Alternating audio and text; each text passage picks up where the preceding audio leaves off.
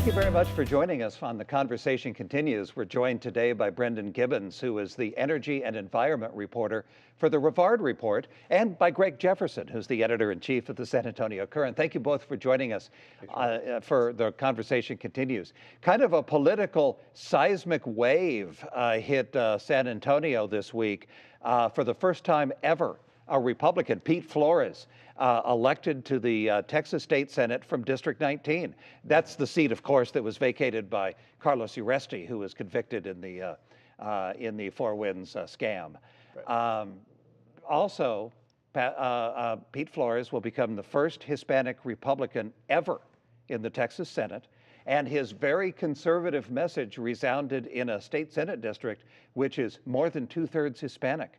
This seems like a real opportunity for the Republicans. Now, the Democrats will say it's a special election.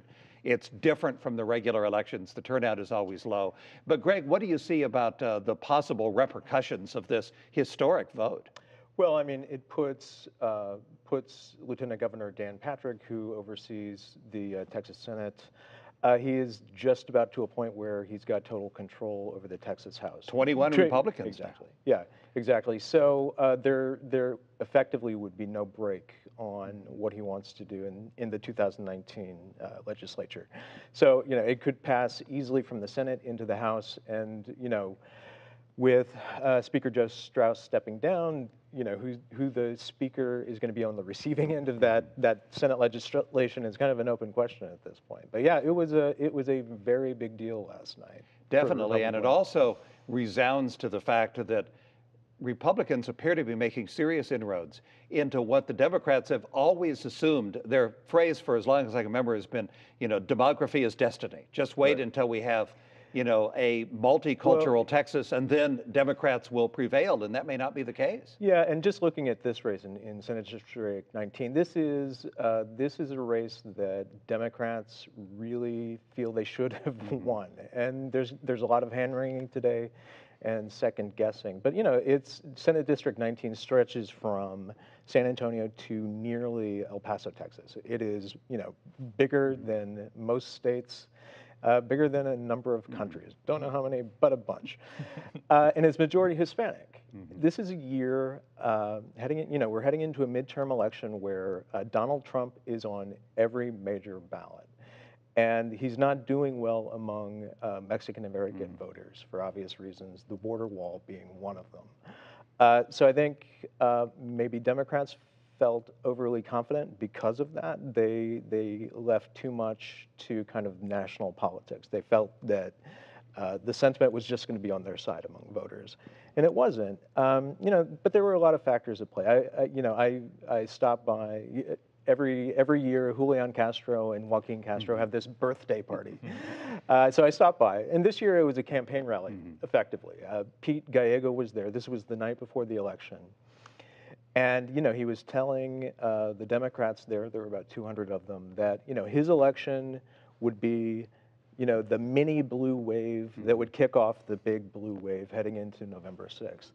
And this morning, Democrats are saying, oh, I hope that's not true. Yeah. Because if so, we're in deep trouble.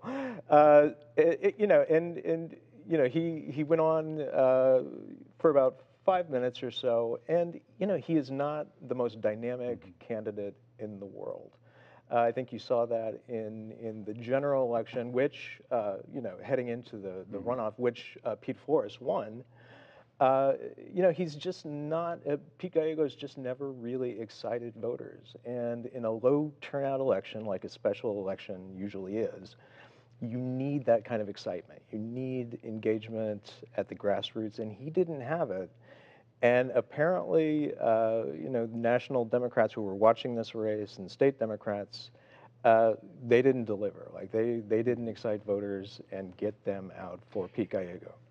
Brendan, we've been talking about the firefighters' petitions and one of the reasons why citizens are upset with City Council. One of the things that people keep mentioning over and over again is the $17 million land bridge over the Wurzbach Parkway, the bridge for critters, as I've heard it referred to as an example of wasteful spending at City Hall. Talk a little bit about why this bridge is being built, why it's important, and what it's going to do.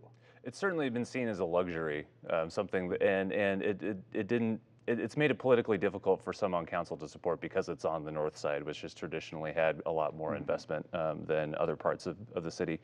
But the filled Heartbreaker Park that it would connect is currently separated by Wurzbach Parkway, and it's intended to be a bridge for critters, but also for people to cross, to safely cross that really busy highway. So it's being touted as a potential landmark for our city, something that's pretty unique in the U.S. and It is an interesting design. It will be interesting to see how it works. One thing that I learned about it recently is that it's supposed to harvest rainwater for reuse in the landscaping on top, so it'll actually have a catchment system built in. I thought Councilman Brockhouse made an interesting point. The city kept stressing this was approved by the taxpayers in the bond issue. The taxpayers have approved this. And he pointed out that this is one of some 60 projects in the bond issue. So when you vote for a whole bunch of stuff. You would have had to have voted against pothole repair and other more popular things if you didn't want the land bridge. So it, in reality, wasn't approved by the voters. It was technically yes, but it was not in reality approved by the voters. And that's the kind of thing, I think, that kind of turns people off to city council and makes them want to support something that might send them a message, which is the expression I hear more and more. There's absolutely a sense of it's hard to be civically engaged at this level and really see results if you don't have a lot of power behind you, if you don't have the ability to lobby these people in a way that will make them listen. And there were a lot of people who spoke out against projects like the land bridge and Vista Ridge, and it almost seems like it was a baked-in deal ahead of time.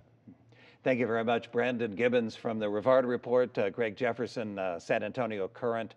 Thank you very much for joining us on The Conversation Continues.